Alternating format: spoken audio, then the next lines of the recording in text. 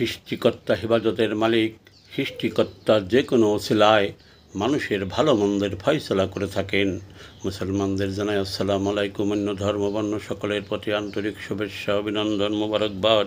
মীর জাফরের নেতৃত্বে নবাব সিরাজউদ্দৌলার পতন করেছিল। কাঁটাযুক্ত চেয়ারে নবাবকে ভারতের মানুষ বসতে দিয়ে অনেক হাসি তামাশা করেছিল। ওই হাসির বিনিময়ে ব্রিটিশ সরকার 200 বছর ভারতবর্ষ শাসন করেছিল। ভারত থেকে পাকিস্তান ভাগ হলো।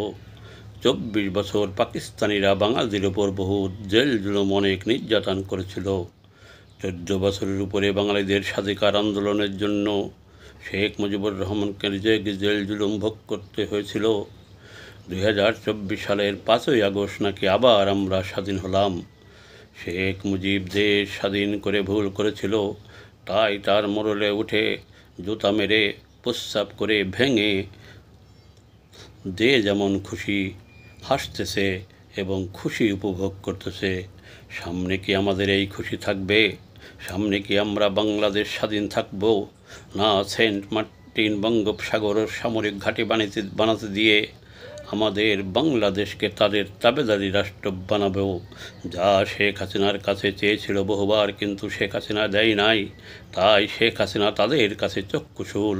হে সৃষ্টিকর্তা, আমাদের সকল দেশবাসীকে বোঝার মতো তৌফিক দাও। কোনটা আসল আর কোনটা নকল, সোনাকে ছুঁড়ে ফেলে দিয়ে পিতলকে আমরা খাঁটি সোনা মনে করে গলার মালা হার বানিয়ে ঘুরছি না তো, তাহা গ্রহণ করছি না তো।